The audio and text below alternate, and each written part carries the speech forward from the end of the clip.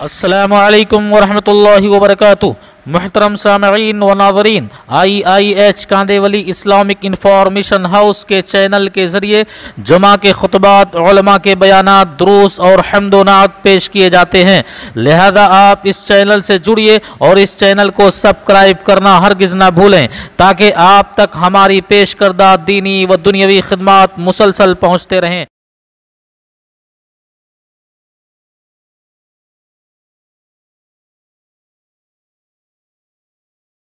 इन्नल हम्दुलिल्लाह नहमदुहु व नस्तईनुहु व नस्तगफिरुह व नऊज़ु बिल्लाहि मिन शुरूरि अनफुसिना व मिन सय्यिआति अअमालिना मन यहदिहिल्लाहु फला मुज़िल्ल लहु व मन युज़लिल्हु फला हादिय लहु व अशहदु अल्ला इलाहा इल्लल्लाहु वहदहु ला शरीक लहु व अशहदु अन्न मुहम्मदन अब्दुहु व रसूलुहु अम्मा बअदु फ़इन्न खैरल हदीस किताबुल्लाह व खैरल हदी हदी मुहम्मदिन सल्लल्लाहु अलैहि वसल्लम व शर्रल उमूरि मुहदसातुहा व कुल्ल मुहदसतिन बिदअह व कुल्ल बिदअतिन ज़लालह व कुल्ल ज़लालतिन फिन्नार। फ़अऊज़ु बिल्लाहि समीउल अलीम मिनश शैतानिर रजीम। बिस्मिल्लाहिर रहमानिर रहीम। या अय्युहल्लज़ीना आमनुत्तक़ुल्लाहा हक़्क़ तुक़ातिही व ला तमूतुन्ना इल्ला व अंतुम मुस्लिमून। या अय्युहन्नासु रब्बकुमुल्लज़ी ख़लक़कुम मिन नफ़्सिन वाहिदा व ख़लक़ मिन्हा ज़ौजहा व बस्स मिन्हुमा रिजालन कसीरन व निसाअ वत्तक़ुल्लाहल्लज़ी तसाअलून बिही वल अरहाम इन्नल्लाहा काना अलैकुम रक़ीबा। या अय्युहल्लज़ीना आमनुत्तक़ुल्लाहा व क़ूलू क़ौलन सदीदा युस्लिह लकुम अअमालकुम व यग़फ़िर लकुम ज़ुनूबकुम व मन युतिइल्लाहा व रसूलहु फ़क़द फ़ाज़ फ़ौज़न अज़ीमा। व क़ाल अल्लाहु अज़्ज़ व जल। बिस्मिल्लाहिर रहमानिर रहीम। अलमालु वल बनून ज़ीनतुल हयातिद दुनिया वल बाक़ियातुस सालिहातु खैरुन इंद रब्बिका सवाबन व खैरुन अमला। तमाम किस्म की हम्दो सना, बड़ाई, किबरियाई और बुज़ुर्गी उस अल्लाह अज़्ज़ व जल के लिए लायक व ज़ेबा है जिसने हमें और आपको इस आलम फ़ानी के अंदर पैदा फरमाया। बेशुमार दुरूद व सलाम नाजिल हो तमाम नबियों, पैगम्बरों और रसूलों पर, खुसूसन ताजदार मक्की व मदनी अहमद मुस्तफ़ा मुहम्मद मुस्तफ़ा सल्लल्लाहु अलैहि वसल्लम। मोहतरम सामईन हज़रात, खुतबे मसनूना के बाद सूरह कहफ़ की एक मारूफ़ और मशहूर आयत करीमा आपके रूबरू मैंने तिलावत की है। इस आयत में अल्लाह तबारक व तआला ने इरशाद फरमाया कि अलमालु वल बनून ज़ीनतुल हयातिद दुनिया, के माल और औलाद इस दुनिया की ज़िंदगी की रौनक और ज़ीनत हैं।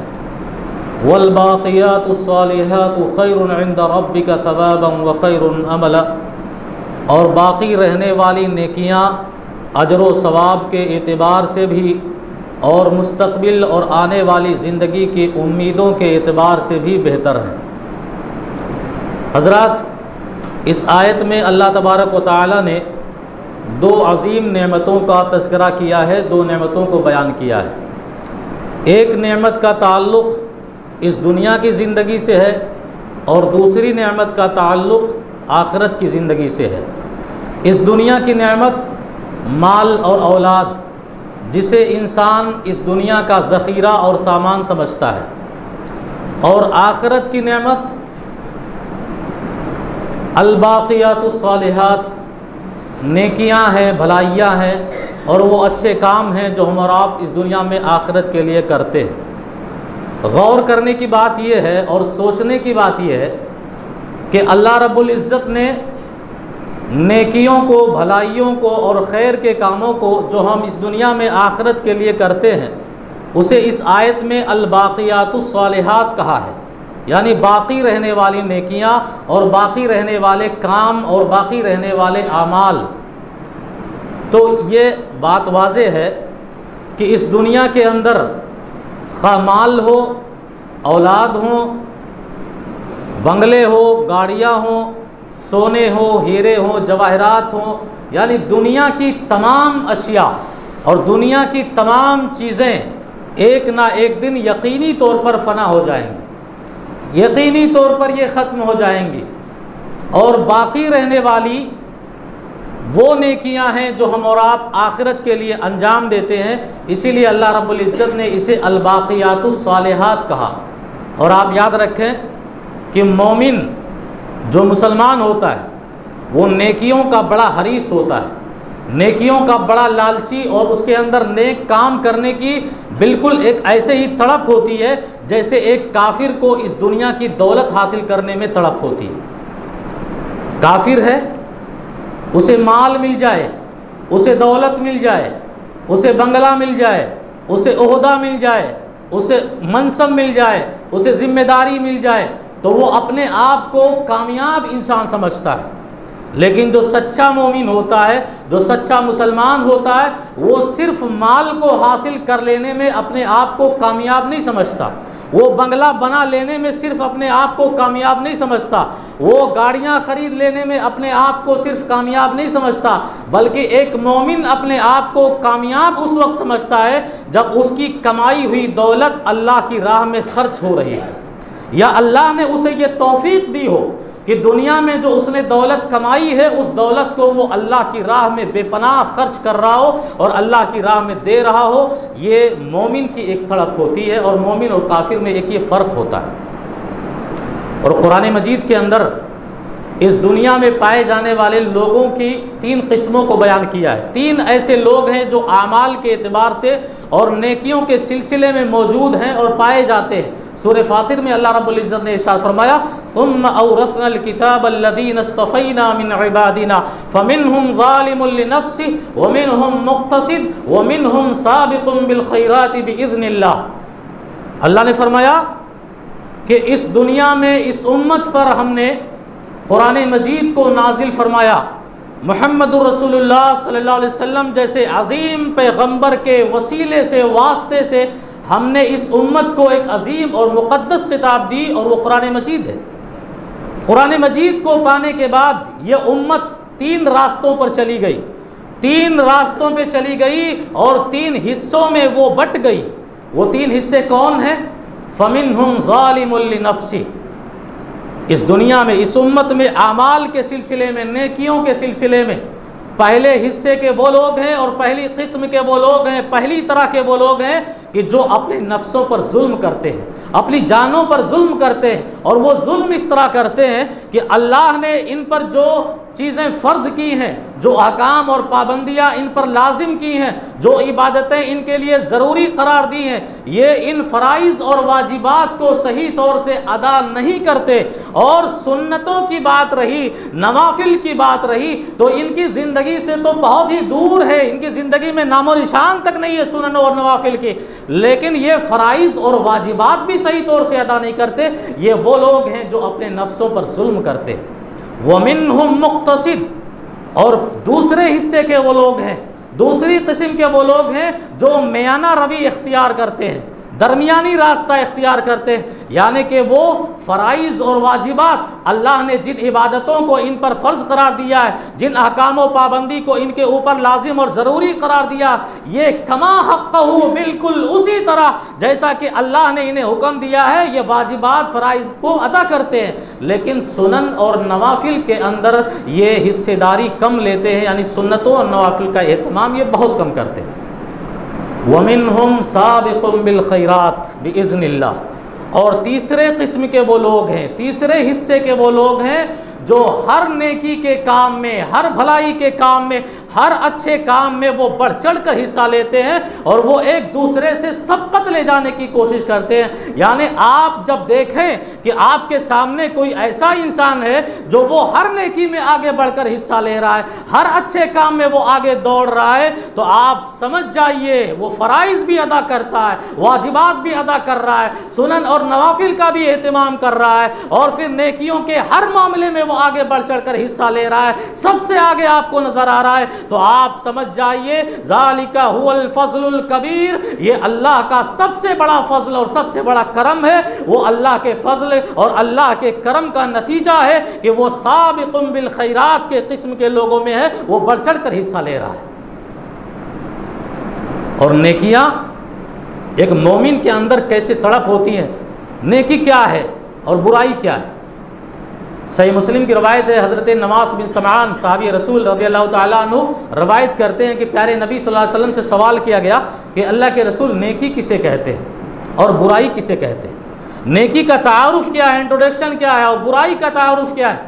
प्यारे नबी सल्लल्लाहु अलैहि वसल्लम ने मुख्तसर तौर पर जामे अल्फाज में नेकी और बुराई की तारीफ फरमाई और कहा अल बिर्रु हुस्नुल खुल्क, नेकी नाम है अच्छे अखलाक का, नेकी नाम है अच्छे किरदार का, और गुनाह वो है कि माहा का फी सदरी का, जो तुम्हारे सीने में खटक महसूस करे, तुम्हारे दिल में तुम्हें खटक महसूस हो। और जब कोई ऐसा काम कर रहे हो कि तुम्हारे दिल में ये एहसास हो रहा हो कि अगर इस काम को कोई देख लेगा तो उसे बुरा मानेगा, उसे अच्छा नहीं मानेगा, तो ये गुनाह की तारीफ हुई। यहाँ देखने का मतलब ये है कि नेकी का तारुफ अल्लाह के नबी सल्लल्लाहु अलैहि वसल्लम ने कोई लंबे चौड़े में नहीं किया, बल्कि फरमाया अल बिर्रु हुस्नुल खुल्क, नेकी नाम है अच्छे अखलाक का। वो इसलिए, और ये सच्ची बात है, ये सही बात है कि सबसे बड़ी नेकी अखलाक है, सबसे बड़ी नेकी किरदार है। एक साहिब अखलाक, एक अच्छे किरदार का मालिक, एक अच्छे अखलाक वाला इंसान, उसके मुकाबले में अगर कोई बद अखलाक इंसान है, कोई बदकिरदार इंसान है, तो ये अच्छे अखलाक वाला इंसान, ये बेहतरीन अखलाक वाला इंसान शबो रोज़ दिन और रात में चलते हुए, उठते हुए, दौड़ते हुए, बैठते हुए, वो कोई भी काम करते हुए इतनी सारी नेकियां वो जमा कर लेता है और इतने सारे भलाई के काम वो अपने नामे आमाल में लिखवा लेता है कि वो उतने ज़्यादा अच्छे काम वो बद अखलाक और बद किरदार वाला इंसान वो नेकियां इकट्ठा नहीं कर पाता। अच्छे अखलाक का मालिक है, अच्छे किरदार का मालिक है, वो किसी से मिल रहा है तो मुस्कुरा के मिल रहा है, वो किसी से मिल रहा है खुश दिली से मिल रहा है, वो किसी से मिल रहा है खंदा पेशानी से मिल रहा है, वो किसी से मुलाकात कर रहा है, सामने वाले को खुश कर रहा है, वो किसी से मिल रहा है अपने पेशानी पर शिकन नहीं ला रहा है, वो किसी से मिल रहा है, किसी से मुलाकात कर रहा है तो अपने चेहरे को और अपने रुख को वो बिसोरता नहीं है, वो अपने आप को खुश दिली के साथ दूसरे से मिल रहा है। ये अच्छे अखलाक का मालिक है। वो किसी से मिल रहा है, आगे बढ़कर खुद सलाम कर रहा है, दूसरा करे ना करे वो खुद आगे बढ़ के सलाम कर रहा है, और वो नेकी का अमल और ये खैर का काम कर रहा है। वो किसी से मिल रहा है तो उससे बड़े और छोटे का अदब कर रहा है, बड़े छोटे का एहतराम कर रहा है। औलाद है तो मिल रही है बाप से, बाप का एहतराम कर रही है। दोस्त है तो दोस्त अच्छे से मिल रहा है, नेकियों के साथ और भलाइयों के साथ मिल रहा है। वो अच्छे अखलाक का मालिक है। वो बाहर निकल रहा है, कोई मजबूर है, कोई गरीब है, बढ़ चढ़ के उसकी मदद कर रहा है, जरूरतमंदों की जरूरत को पूरी कर रहा है। गर्ज ये कि अच्छे अखलाक का मालिक और अच्छे अखलाक का इंसान, ये आप देखो दिन रात में हमेशा वो नेकियों पे नेकियां इकट्ठा कर रहा है, और बद अखलाक जो होता है, वो बदकिरदार जो होता है, वो नेकियां उतनी इकट्ठा नहीं कर पाता। इसीलिए अल्लाह के नबी सल्लल्लाहु अलैहि वसल्लम ने फरमाया अल बिर्रु हुस्नुल खुल्क, नेकियों में सबसे बड़ी नेकी अच्छे अखलाक का हामिल हो जाना है, अच्छे अखलाक का मालिक हो जाना है। इसीलिए पैगंबर इंसानियत जनाब मोहम्मद रसूलुल्लाह सल्लल्लाहु अलैहि वसल्लम ने इरशाद फरमाया था बुइस्तु लिउतिम्म मकारिमल अखलाक, मुझे दुनिया में भेजा गया इसलिए नहीं कि नमाज सिखाओ, इसलिए नहीं कि रोजा सिखाओ, वो तो सब बात की बात है। बुइस्तु लिउतिम्म मकारिमल अखलाक, मेरे भेजे जाने का असल मकसद ये है कि मैं अच्छे अखलाक का मालिक हो जाऊं और दूसरे को अच्छे अखलाक का और अच्छे किरदार की तालीम दूं। यही वजह है कि अखलाक के जरिया ही इस्लाम आज हम तक पहुंचा है और इंशाअल्लाह क़यामत तक हमारे और आपके जरिया पहुंचते रहेगा। अखलाक, अच्छे अखलाक, प्यारे नबी सल्लल्लाहु अलैहि वसल्लम ने फरमाया इन्नर रजुला ला युद्रिकु बिहुस्नि खुल्क़िही दरजतस साइमिल क़ाइम, एक अच्छे अखलाक का मालिक वो तहज्जुद गुजार नहीं, वो ज़्यादा नफली रोज़े रखने वाला नहीं, लेकिन कल क़यामत के दिन वो जन्नत के अंदर उनके मकाम तक पहुँचेगा और उन लोगों के दर्जे तक पहुँचेगा जो इस दुनिया में ज़्यादा से ज़्यादा तहज्जुद पढ़ने वाले हैं और ज़्यादा से ज़्यादा क़याम करने वाले हैं, रोज़े रखने वाले हैं, नफली रोज़े। उन लोगों का दर्जा, उन लोगों का मकाम एक अच्छे अखलाक के मालिक जो होते हैं वो हासिल कर लेंगे जन्नत के अंदर। तो नेकी ये है कि अल बिर्रु हुस्नुल खुल्क, और नेकियों की तलब आप देखें, प्यारे नबी सल्लल्लाहु अलैहि वसल्लम ने फरमाया कि कोई भी नेकी हो, हम और आप क्या तस्वुर करते हैं, ये हमारा ख्याल होता है कोई बड़ा नेकी का काम हो तो उसको करने में मज़ा आता है, उसको करने में अच्छा लगता है, बड़ा नेकी को ही हम बड़ी नेकी तस्वुर करते हैं। लेकिन प्यारे नबी सल्लल्लाहु अलैहि वसल्लम ने फरमाया कि नेकियों के दायरे में आने वाला ख्वाह कोई नेकी कितनी ही छोटी क्यों ना हो और कितनी हकीर क्यों ना हो, यकीनन हमें देखने में अगर ये छोटी नेकी मालूम पड़ रही है, हमें देखने में ये मामूली सी नेकी मालूम पड़ रही है, हमें देखने में ये हकीर सी नेकी मालूम पड़ रही है, लेकिन आपको ये मालूम होना चाहिए कि पैगम्बर इंसानियत जनाब मोहम्मद रसूलुल्लाह सल्लल्लाहु अलैहि वसल्लम ने इरशाद फरमाया, ला तहक़िरन्न मिनल मारूफ़ि शैआ, ला तहक़िरन्न मिनल मारूफ़ि शैआ, कोई भी मामूली सी मामूली नेकी को भी हकीर ना समझो, इसे छोटा ना समझो, और वो चाहे अपने भाई से मुस्कुराते हुए चेहरे से मिलना ही क्यों ना हो, मिलना ही क्यों ना हो। छोटी नेकी कभी मामूली, कभी कभी ऐसा होता है कि छोटी छोटी नेकियां ना बड़ी बड़ी नेकियों को जन्म देती हैं, बड़ी बड़ी नेकियां पैदा होती हैं इससे। जैसे चिराग से चिराग जलते हैं, ऐसे ही नेकियों से नेकियां पैदा होती हैं। इंसान एक नेकी करता है, दूसरी नेकी की तरगीब और चाहत उसके दिल में पैदा होती है। इंसान एक छोटी सी नेकी करता है, अब उसको बड़ी नेकी करने की एक तमन्ना और आरजू होती है। आप देखें छोटी नेकी का जो है अंजाम कितना बेहतर होता है। छोटी नेकी का इंदौर शहर का एक वाक़या मिलता है कि एक ब्राह्मण डॉक्टर, अभी फ़िलहाल डॉक्टर है और अल्हम्दुलिल्लाह वो मुसलमान हो चुके हैं, पहले वो हिंदू थे, ब्राह्मण थे, डॉक्टर ब्राह्मण। वो मुसलमान जब हुए तो किसी शख्स ने जाकर उनके दवाखाने पे उनसे पूछा कि आखिर इस्लाम के अंदर आपने कौन सी वो खूबी देखी और कौन सा वो ख़ास मरहला देखा, कौन सा वो ख़ास काम आपने देखा इस्लाम की, कौन सी ख़ास तालीम आपको नज़र आई कि आप मुशर्रफ ब इस्लाम हो गए, आपने इस्लाम कबूल कर लिया। वो डॉक्टर बयान करते हैं, वो ब्राह्मण डॉक्टर अपने इस्लाम कबूल करने का मरहला बयान करते हैं कि ये इस्लाम जो मैंने कबूल किया कोई बड़ी नेकी से नहीं, मेरा अपना एक मुसलमान दोस्त था, उसकी एक छोटी सी नेकी और एक मामूली सी नेकी की वजह से मैंने इस्लाम कबूल कर लिया। पूछने वाले ने पूछा आखिर वो छोटी नेकी थी क्या?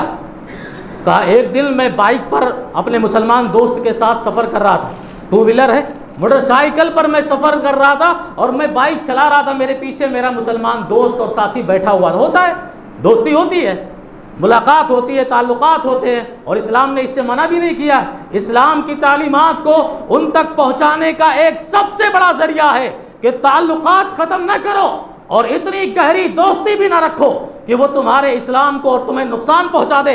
हाँ, ताल्लुकात बरकरार रखो, इस्लाम ने इसकी पूरी इजाज़त दी है। पैगम्बर सल्लल्लाहु अलैहि वसल्लम की मौत जब हुई, आपकी जब वफ़ात हुई, वफ़ात होने के बाद आपके जंग में लड़ने वाली एक ज़रा एक यहूदी के घर में मौजूद थी, कुछ कर्ज के तौर पर गल्ला लेकर आए थे। ताल्लुक से इस्लाम मना नहीं करता, गैर मुस्लिमों से ताल्लुक नहीं जोड़ोगे तो इस्लाम की तालीमात उन तक पहुंचाओगे कैसे, इस्लाम की खूबियां उन्हें बताओगे कैसे, उन्हें कैसे मालूम होगा कि यकीनन इस्लाम वो अजीम दीन है जो कबूल करने के लायक है, जिसकी तालीमात को अपनाने के लायक है। और इस्लाम की खूबियों को ही समझकर बड़े बड़े ब्राह्मणों और छोटे छोटे दलित इंसानों ने इस्लाम की खूबियों को समझकर अपने आप को उन्होंने बड़ा समझा और अपने आप को उन्होंने अजीम समझा, क्योंकि इस्लाम की तालीमात को उन्होंने पढ़ा कि ना काले का, ना गोरे का, ना छोटे का, ना बड़े का, ना अमीर का, ना गरीब का, इस्लाम के दायरे में आए तो सब के सब बराबर हो गए। ये तालीम जब वो सुनते हैं ना तो उन्हें भी अपने मजहब से चिढ़ होता है, अपने धर्म से चिढ़ होता है। ये ब्राह्मण ने दलितों को मंदिर में घुसने नहीं देते, शूद्र को अपने करीब नहीं आने देते, ये उनके मजहब की तालीम है। पर हमारे मजहब की तालीम जब उन्हें मालूम होती है कि इस्लाम के मानने वालों में ना ही किसी नीचे तबके की कोई पहचान और ना किसी ऊंचे तबके की पहचान, कोई किसी भी खानदान का क्यों ना हो, कोई किसी भी लक़ब से मुलक़ब क्यों ना हो, इस्लाम उसने कबूल किया, एक सफ़ में आकर उसे खड़ा होना है। हम नमाज पढ़ते हैं ना, मंदिरों में तुम पीछे करते हो, तुम जो है शूद्र हो, तुम नीची जात के हो, पीछे जाओ, बाहर रहो। नहीं, इस्लाम का मज़हब आके सीखो। नमाज की हालत में पहली सफ़ में अगर कोई मारुति चलाने वाला किसी रिक्शा ड्राइवर के करीब खड़ा हो गया तो मारुति चलाने वाले को इतनी इजाज़त नहीं कि वो रिक्शा ड्राइवर छोटे इंसान को पीछे ढकेल कर दे। महलों में रहने वाला इंसान, करोड़ों फ्लैट में रहने वाला इंसान झोपड़ियों में रहने वाले गरीब इंसान के बगल में अगर खड़ा हो गया, इस्लाम इजाज़त नहीं देता कि उसको धक्के देकर पीछे कर दो क्योंकि वो झोपड़ी वाला है। ये इस्लाम की तमीज़ उन्हें बताओ, इस्लाम की अज़मत उन्हें सिखाओ। अल्लाह की कसम, इस्लाम की तालीमात जब उनके कानों से टकराएगी, हमारे गैर मुस्लिम भाइयों के कानों तक पहुँचेगी, यकीन रखो इंशाअल्लाह वो इस्लाम के दायरे में आएंगे, इस्लाम को कबूल करेंगे। वो डॉक्टर बयान करते हैं कि कोई बड़ी नेकी नहीं थी, मैं सफ़र कर रहा था और मैं ही बाइक चला रहा था और पीछे मुसलमान साथी बैठा था, बड़ी तेज़ रफ्तार के साथ, पूरा रोड खाली था, मैं अपनी बाइक को दौड़ा रहा था, चला रहा था, रफ्तार में गाड़ी थी। अचानक मुसलमान मेरे दोस्त पीछे से, उसने मेरी कमर पे हाथ कहा, रोको गाड़ी रोको। अब जब ऐसा मामला आ गया तो डॉक्टर ने कहा, मैंने कहा कोई इमरजेंसी होगी, कोई तकलीफ नहीं होगा, फ़ौरन ब्रेक लगाई, रोक दिया। और रोका जब उसने तो देखता क्या है कि वो मुसलमान दोस्त मेरा पीछे से गाड़ी से उतरा और पीछे की तरफ गया। बीच सड़क में एक नोकीला पत्थर था, उसने उठाकर साइड में कर दिया, किनारे कर दिया, और फिर वो मेरा मुसलमान दोस्त मेरे बाइक के पीछे आकर बैठ गया। मैंने तो गुस्सा दिखाया, मैं उससे नाराज़ हुआ, बेवकूफ़ है क्या, इमरजेंसी ब्रेक लगवाया, गाड़ी इस तरह रोका जैसे कोई किसी की जान जा रही हो, ऐसा गाड़ी क्यों रोका, एक मामूली सा पत्थर उठाने के लिए, नोकीला पत्थर हटाने के लिए। अरे ये तो म्युनिसिपालिटी का काम है, वो लोग आते तो अपना पत्थर उठा लेते, कचरे हटा लेते, तुमने इतने जहमत क्यों, इतनी परेशानी में हमको क्यों डाल दिया और गाड़ी अचानक रोक दी। उस मुसलमान दोस्त, डॉक्टर कहते हैं कि उस मुसलमान दोस्त ने मुझसे कहा कि ये तुम्हारी सोच है कि म्युनिसिपालिटी आएगी और ये नोकीला पत्थर हटाएगी, लेकिन हमको हमारे पैगंबर ने यह तालीम दी है कि बीच रास्ते में तकलीफ देने वाली कोई भी चीज़ हो उसको हटाना म्युनिसिपालिटी का काम नहीं, बल्कि हर मुसलमान का काम है। वो डॉक्टर बयान करते हैं और पैगंबर सल्लल्लाहु अलैहि वसल्लम की तालीम को उसने पेश किया और कहा, मेरे पैगंबर ने फरमाया, अल इमाततुल अज़ा अनी तरीक़ सदक़ा, कि रास्ते में तकलीफ देने वाली चीज़ को साइड में कर देना, हटा देना, ये सदका है। हम और आप जा रहे हैं, रास्ते में गड्ढा आ गया, रास्ते में गहरा गड्ढा आ गया, हम और आप तो बचकर निकल गए, पीछे आने वाला शख्स उसमें गिर के हिलाक हो सकता है, उसमें उसका पैर टूट सकता है, वो तकलीफ का सामना कर सकता है। हम और आप जा रहे हैं, रास्ते में कांच खड़ा हुआ है, कांच पड़ा है, हमने उठाया नहीं ये सोचकर कि चलो अल्लाह का शुक्र है हम निकल जाएंगे, कांटा आ गया, हमने हटाया नहीं ये सोचकर कि हमें तो कोई तकलीफ नहीं हुई। लेकिन इस्लाम देखो वो क्या बता रहा है, इस्लाम हमारा ये तालीम देता है कि सिर्फ गड्ढे से अपने आप को बचा लेना, कांच से अपने आप को बचा कर निकल जाना, कांटों से अपने आप को बचा कर निकल जाना और अल्लाह का शुक्र अदा करना कि मुझे कुछ नहीं हुआ, अभी तुम मोमिन भी नहीं हो, अभी तुम पूरे मुसलमान भी नहीं हुए हो। उसने कहा पूरा मुसलमान वो है कि जो गड्ढा पार किया और फिर वहीं उतर गया, वहीं रुक गया, कहीं ऐसा ना हो मेरे पीछे कोई और भाई आए, देखो मजहब है इस्लाम का, मेरे पीछे कोई और भाई आए और आने वाला ये हो नहीं सकता कि सिर्फ मुसलमान ही हो, हिंदू भाई भी हो सकता है, क्रिश्चियन भी हो सकता है, यहूदी भी हो सकता है, बच्चा भी हो सकता है, हमारा बच्चा भी हो सकता है, हिंदू भाई का बच्चा भी हो सकता है। इस्लाम मजहब की तालीमात को उसने उस डॉक्टर से बताया कि हमारे इस्लाम ने तो यह भी तालीम दी है कि गड्ढा पार करके चले न जाओ, रुको वहाँ पे और उस गड्ढे का कोई बंदोबस्त करो। कांच आ गया, रुको वहाँ पे, तो मैं नहीं गड़ा तो क्या हुआ, पीछे आने वाले को तकलीफ हो सकती है, उसे हटाओ वहाँ से। पत्थर नोकीला आ गया, हमारी गाड़ी नहीं पलटी, हो सकता है अल्लाह ने बचा लिया, लेकिन ये भी हो सकता है पीछे आने वाली गाड़ी पलट जाए, पीछे आने वाली गाड़ी उसे हिलाक हो सकती है, उसके सवार हिलाक हो सकते हैं, जैसे हम और आप बच गई, अल्लाह का शुक्र। पैगाम को उस डॉक्टर ने सुना, अल्लाह की कसम वो कहता है कि उसी वक्त से जैसे ही मेरे मुसलमान दोस्त ने इस्लाम की इस तालीम को मुझ तक पहुँचाया, उसी दिन मेरे दिल के अंदर इस्लाम दाखिल हो गया। और फिर मैंने क्या किया, इस्लाम की और तालीमात को पढ़ना शुरू किया, और फिर पैगंबर सल्लल्लाहु अलैहि वसल्लम की लाइफ हिस्ट्री को पढ़ना शुरू किया, पैगंबर के अखलाक को पढ़ना शुरू किया, अपनों के साथ क्या मामला हुआ, गैरों के साथ क्या मामला हुआ, सब मैं पढ़ डाला। और पढ़ने के बाद मेरी ज़बान ये पुकार उठी कि यकीनन इस दुनिया में अगर कोई कामयाब कर देने वाला मज़हब है तो वो मज़हब इस्लाम है, जो अल्लाह की बारगाह में काबिल कबूल है। ये हाल है। और अल्लाह के नबी सल्लल्लाहु अलैहि वसल्लम ने इरशाद फरमाया, अल ईमान बिज़उन व सबऊन शुअबा, कि ईमान जो है ना, हम जो ईमान कबूल किया, हमने ईमान की हकीकत को जाना कहाँ, हमने ईमान की हकीकत को पहचाना कहाँ। पैगंबर ने कहा ईमान के 73 खसलतें हैं, 73 खसलतें हैं। सबसे आला खसलत है अफजल ला इलाहा इल्लल्लाह, ला इलाहा इल्लल्लाह सबसे अफजल खसलत है।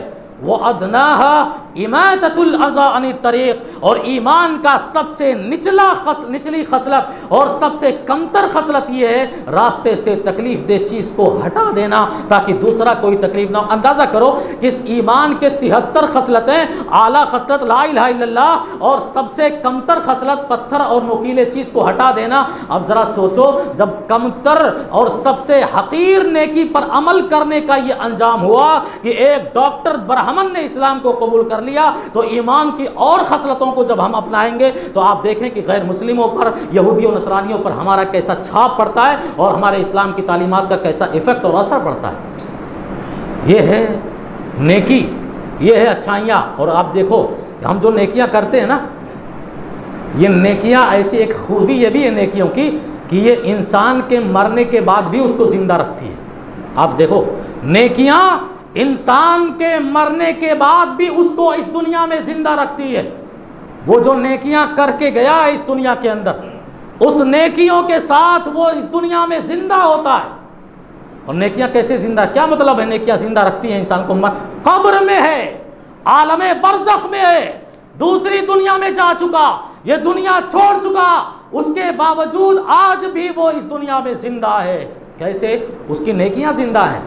नेकियां, मस्जिद बनवा दी, अल्लाह का घर, मस्जिद में हिस्सा ले लिया, कोई मदरसा बना दिया, मदरसे में हिस्सा ले लिया, कहीं कुआं खुदवा दिया, कहीं पानी का इंतजाम कर दिया, किसी यतीम के हाथ पर जो है सर रख दिया, किसी यतीम की किफ़ालत की जिम्मेदारी ले ली। ऐसी वो नेकियां करके इस दुनिया से मरा है कि उसकी नेकियां आज भी इस दुनिया में जिंदा हैं। मस्जिदों में नमाजी एक फर्द नहीं, देखो एक शख्स की दुआ नहीं मिल रही है, पूरी जमात की दुआ मिल रही है। मस्जिदों में नमाजी आ रहे हैं और वो ये दुआओं पे दुआएं कर रहे हैं कि अल्लाह मस्जिदों को आबाद करने वाले हमारे वो बुजुर्ग जो इस दुनिया से रुखसत हो गए, तो उनकी कब्रों को नूर से भर दे, उनकी तुरबत को पाक कर दे, तो उन्हें जन्नत नसीब फरमा। दुआओं पे दुआएं दे रहे हैं। और फिर वो जो कुआं खुदवाया, पानी पीने वाले इंसान दुआओं पे दुआएं दे रहे हैं। आप कब्र में हैं और आप तक आपकी नेकियां अजर व सवाब का सिलसिला जारी किए हुए हैं। और प्यारे नबी सल्लल्लाहु अलैहि वसल्लम ने इरशाद फरमाया कि इज़ा मात इब्नु आदम इनक़ता अमलुहु, इब्ने आदम मरता है, इंसान मरता है और मरने के साथ उसकी ज़िंदगी के सारे आमाल ख़त्म हो जाते हैं। अब मरने के बाद कोई सोचे रोज़ा रखूँ तो रखेगा, मरने के बाद सोचे ज़कात दे दूँ तो दे पाएगा, मरने के बाद सोचा नमाज पढ़ लूँ तो पढ़, नहीं। मरने के बाद आमाल का सिलसिला मुनक़ते और ख़त्म हो जाता है। इल्ला मिन सदक़तिन जारिया, सिवाय इसके जो सदक़े जारिया, एक सदका होता है कि हम आप अपनी ज़िंदगी में किसी को खिला दिए, किसी को पिला दिए, किसी को दे दिए, ये सदका है, इसका सवाब आपको मिल रहा है। लेकिन एक सदका है सदक़े जारिया कि आप दुनिया से चले भी गए, दुनिया से कब्र में हो गए, आलमे बरज़ख में चले गए, उसके बावजूद भी आपका किया हुआ सदका और आपकी की हुई नेकियों का अजर व सवाब आप तक पहुँच रहा है, आप तक मिल रहा है। इल्ला मिन सदक़तिन औ इल्मुन युंतफ़अ बिहा, या ऐसा इल्म जो आप छोड़ कर गए हो, लोग फ़ायदा उठा रहे हैं, या नेक औलाद जो माँ बाप के हक़ में दुआएं कर रही हो। ये तीन ही आमाल हैं जो मरने के बाद इंसानों के काम आते हैं। तो नेकियां इंसानों को ज़िंदा रखती हैं, करती हैं। और नेकियों की अल्लाह की बारगाह में बहुत कदर है मेरे भाई। हम और आप कदर नहीं करते नेकियों की, छोटी है बड़ी है, कोई नेकी है हम उसकी कदर नहीं करते। अल्लाह की कसम, अल्लाह ने फरमाया वकाना सायुकुम मशकूरा, मेरे बंदो तुम जो भी नेकियां करते हो उन नेकियों की कदर मेरी निगाह में क्या है। फमन यअमल मिस्काल ज़र्रतिन खैरन यरा वमन यअमल मिस्काल ज़र्रतिन शर्रन यरा, मेरे बंदो मेरे पास आओगे, तुम दुनिया में अपने किए हुए जर्रा जर्रा और छोटे छोटे अमल को भी अपने निगाहों के सामने देखोगे, अपने आगे देखोगे, अपनी छोटी छोटी नेकियों को। और प्यारे नबी सल्लल्लाहु अलैहि वसल्लम ने एक अजीम मिसाल दी कि इंसान देखो अदना और हकीर समझता है। अल्लाह के नबी ने फरमाया एक खजूर भी अगर वो अल्लाह की राह में खैरात किया होगा, अल्लाह की राह में सदका किया होगा, तो उस खजूर की परवरिश अल्लाह ऐसे करता है, उसे पालता ऐसे है। ये पैगंबर ने मिसाल दी जैसे इस दुनिया में तुम ऊँटनी के अपने बच्चे को, ऊँटनी के बच्चे को जैसे पालते हो और पाल कर उसे बड़े करते हो, बकरी के बच्चे को अपने जैसा भी हो जैसे पाल कर तुम बड़े करते हो, ऐसे ही अल्लाह तुम्हारी मामूली सी मामूली नेकियों की इतनी कदर करता है, इतनी इज्जत करता है कि उसे परवरिश में लाता है, उसे पालता है। और फिर पैगंबर फरमाते हैं कि कल क़यामत के दिन उस एक खजूर के बदले तुम पहाड़ों का खजूर देखोगे, खजूरों का पहाड़ देखोगे। और अल्लाह से सवाल भी कर सकते हो कि अल्लाह ये पहाड़ खजूरों का, इतना खजूर तो हमने खाया नहीं, खैरात नहीं किया, इतने खजूर का पहाड़ हमारी नेकियों में कहाँ से आ गया। अल्लाह रब्बुल इज़्ज़त याद दिलाएगा मेरे बंदे, छोटी सी नेकी थी, खजूर का सदका किया था। तो छोटी नेकी हो या बड़ी नेकी हो, कोई भी नेकी जो दायरे में नेकियों के आती हो वो नेकी कभी हकीर नहीं होती, कभी छोटी नहीं होती। नेकियों का मामला आप देखो, अंदाज़ा कर लो, हमारे पास ताकत है, आदमी 1 रुपया खर्च कर रहा है, एक अजीम मिसाल ले लो, 1 रुपया खर्च कर रहा है इस अकीदे के साथ कि जब अल्लाह एक खजूर को खजूरों का पहाड़ बना सकता है तो 1 रुपये सदके को अल्लाह नेकियों का पहाड़ क्यों नहीं बना सकता। अल्लाह के बस में, अल्लाह के ताकत में, अल्लाह तुम्हारी। लेकिन आप याद रखो, ये हमेशा याद रखो कि आप छोटी नेकी करो या बड़ी नेकी करो, खुलूसियत के साथ करो, लिल्लाहियत के साथ करो, इरादा नेक हो, इरादा नीयत अच्छी हो, शोहरत ना हो, रियाकारी ना हो, नमूद ना हो, दिखावा ना हो, कोई कहे हमको ऐसा खैरात कर, नहीं, अपनी नीयत में सिर्फ ये रखो मैं छोटी नेकी करूं या बड़ी नेकी करूं, कम खैरात करूं या ज़्यादा खैरात करूं, इस वजह से करूं कि अल्लाह हमसे राज़ी हो जाए और इसका बदला हमें आखिरत में मिले। तो मेरे भाई और दोस्तों, मोमिन जो होता है, जो मुसलमान होता है, वो हर लम्हा हमेशा नेकियों का मुहताज होता है। आखिरी हदीस बता के मैं ख़त्म करता हूँ, नेकियों की कितनी बड़ी फजीलत है। प्यारे नबी सल्लल्लाहु अलैहि वसल्लम ने, सहाबा की पूरी जमात लगी हुई थी, एक मरतबा अल्लाह के नबी सल्लल्लाहु अलैहि वसल्लम ने सवाल कर लिया, मन अस्बह साइमन, क्या अजीम सवाल किया। नेकियों का देखो कैसा शौक था, जज्बा था मुसलमानों के अंदर, सहाबा के अंदर। पैगंबर ने सवाल किया, मन अस्बह साइमन, कौन है, रोजे का मामला, रमजान के रोजे का नहीं, कहा कौन है जिसने आज रोजे की हालत में सुबह की है, नफली रोजे का मामला था, कौन है जो नफली रोजे की हालत में सुबह की है। अबू बकर रज़ी अल्लाह तआला अन्हु खड़े हो गए, कहा अल्लाह के नबी आज मैं रोजे से, आज मैं रोजे से हूँ। पैगंबर सल्लल्लाहु अलैहि वसल्लम ने दूसरा सवाल किया, कौन है जिसने किसी गरीब को खाना खिलाया। सहाबा बैठे थे, अबू बकर रज़ी अल्लाह तआला अन्हु फिर खड़े हो गए, कहा अल्लाह के नबी आज मैंने गरीब को खिला के आया है, गरीब को खिलाया। उसके बाद अल्लाह के नबी सल्लल्लाहु अलैहि वसल्लम ने तीसरा सवाल किया, कौन है जो किसी बीमार की तीमारदारी करके आया है, किसी बीमार की खैरियत पूछ के आया है। देखो नेकियां कोई बड़ी नहीं है, बीमार की खैरियत पूछना कोई बड़ा काम नहीं है और कोई तुम्हारी ताकत और तुम्हारी कुव्वत का मामला नहीं है। कहा कौन है जो बीमार की बीमारदारी और तीमारदारी करके आया। हज़रत अबू बकर फिर खड़े हो गए, कहा अल्लाह के नबी मैंने फला शख्स बीमार था, उसकी खैरियत पूछ कर यहाँ आया हूँ। पैगम्बर सल्लल्लाहु अलैहि वसल्लम ने चौथा सवाल ठोक दिया, कौन है जिसने किसी यतीम के सर पर अपना हाथ रखा है, कौन है जो किसी यतीम के लिए खुशदिली के साथ उसको हंसाया है, उसको मुस्कुराया है और उसकी तकलीफों से उसको नजात दी है। बाप नहीं है, माँ नहीं है, यतीम को दो ना दो, खाली सहारा बन जाओ, हाथ रख दो, खाली बेटा टेंशन मत लेना, तेरे माँ बाप नहीं है, कोई टेंशन होगा तो बताना, ये हाथ रख दो सहारे वाला, वो मुस्कुरा देगा, वो खुश हो जाएगा। अल्लाह के नबी ने फरमाया कौन है जो ये अमल करके आया है। हज़रत अबू बकर फिर खड़े हो गए, कहा अल्लाह के नबी मैं फला बच्चे के हाथ पर सर के रखा आया हूँ जो यतीम था। अल्लाह के नबी सल्लल्लाहु अलैहि वसल्लम ने फरमाया ये 4 खसलतें, ये 4 नेकियां एक दिन के अंदर, और इसमें एक नेकी का इजाफा कर लो, शायद वो जनाजे के पीछे। अल्लाह के नबी ने फरमाया कौन है जो जनाजे के पीछे गया है, जनाजा यानी कब्रिस्तान में गया है, तो हज़रत अबू बकर फिर भी खड़े हो गए, कहा अल्लाह के नबी मैंने फला आदमी इंतकाल हुआ, उसके जनाजे में पीछे पीछे गया था, मिट्टी उट्टी वो दे के आया। ये 4 खसलतें, एक खसलत ज़्यादा हो गई उसमें जो दूसरी हदीस की है, 4 खसलतें अल्लाह के नबी सल्लल्लाहु अलैहि वसल्लम ने फरमाया जिस आदमी के अंदर एक दिल में जमा हो जाएं, इकट्ठी हो जाएं, उसको जन्नत में दाखिले से कोई नहीं रोक सकता, वो जन्नत में दाखिल हो जाए। तो ये छोटी छोटी नेकियां जिसे हम और आप हकीर और मामूली समझते हैं, ये बड़े काम की चीज़ें हैं और बड़े काम आने वाली हैं। वल बाक़ियातुस सालिहात, खाली ये अक़ीदा रखो कि नेकियां बाकी रहने वाली हैं, वो ख़त्म होने वाली नहीं हैं। और इस यकीन और अक़ीदे के साथ कि 100 रुपये में अगर हम 50 रुपया खर्च कर 80 रुपया खर्च कर देते हैं, सिर्फ 20 रुपया रखते हैं, तो आप याद रखो ये 20 रुपया जो बचा है ये बाकी नहीं है, जो 80 आपने ख़त्म कर दिया है खर्च करके वो बाकी रहने वाला है। और मोटी मिसाल मैंने पिछले जुमा में भी दी, 2-4 जुमा से पहले मोटी मिसाल दी थी कि बकरी को ज़बह किया गया, अल्लाह के नबी ने आयशा रज़ी अल्लाह ताला ने सारा जो है गोश्त खैरात में दे दिया, खाली एक बकरी का दस्ता और हाथ बचा। पैगंबर ने पूछा कि बताओ गोश्त है? आयशा ने कहा नहीं, बकरी के जितने गोश्त थे सबको तकसीम कर दिया गरीबों में, खाली एक हाथ बचा है। ये वर्ड पे गौर करना, बचा है, बाकी है। पैगंबर ने फौरन तंबीह की, कहा आयशा ये एक हाथ जो तुम्हारे घर में है ये बचा और बाकी नहीं है, बल्कि जो तुमने खर्चा कर दिया है वो बाकी है, वो बचा है और वो आखिरत के लिए ज़ख़ीरा है। ये तो हम और आप खा के ख़त्म कर देंगे। तो अल्लाह रब्बुल इज़्ज़त ने पैगंबरों के ज़रिया इंसानियत को और उम्मत को इस बात की तालीम दी है कि नेकियां बाकी रहने वाली हैं और आखिरत में हमारे काम आने वाली हैं। मेरे भाई और दोस्तों, आखिरी लम्हे में ये एक ज़रूरी ऐलान करता हूँ कि जैसे आप सभी को मालूम है कि हस्बे रवायात के मुताबिक हमने ये वसूल और कानून बनाया था आप लोगों के राय और मशवरे से कि हर महीने का आखिरी जुमा आप इस मस्जिद को, मदरसे को खुसूसी ताउन देंगे और खुसूसी चंदा देंगे, इसलिए कि ये मस्जिद के अतराफ़ और इलाके का क्या हाल है हर भाई जानता है। और हमने इस उसूल पर बरकरार रखते हुए इंशाअल्लाह इसी तरह हर महीने का आखिरी जुमा एक बड़े खुसूसी चंदे के लिए ऐलान किया जाएगा। आप तमामी हजरात से गुजारिश है कि ज़्यादा से ज़्यादा